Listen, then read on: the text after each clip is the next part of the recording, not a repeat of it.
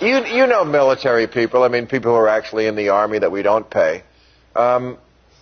Isn't Blackwater a terrible insult to them? Because it seems like they do the same jobs, or better jobs, at 12 times the pay.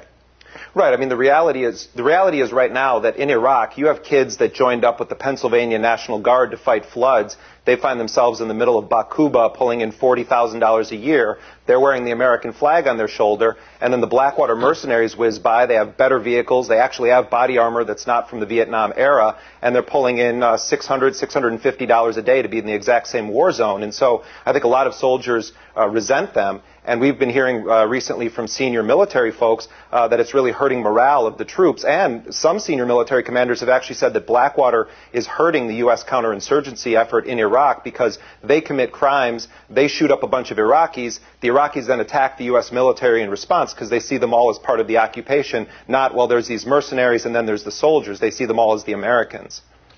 Right. I mean, but this guy Eric Prince, the head of Blackwater, he's kind of a crusader, isn't he? I mean, he's a Christian, would you call him a Christian supremacist?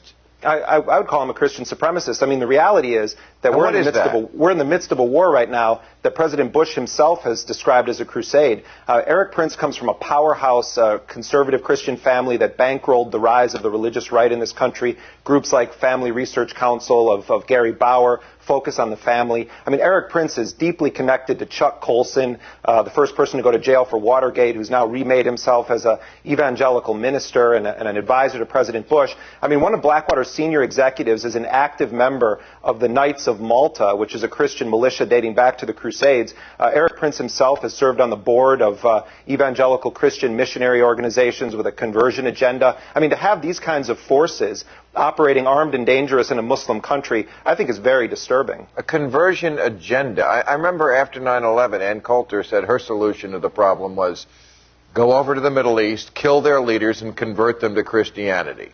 Right, let's look at this. You think that's what they really want to do, Blackwater?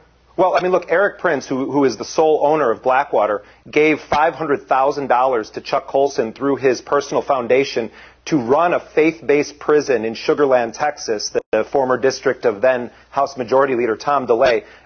Chuck Colson said that the night before Muhammad wrote the Quran, he had one too many tamales.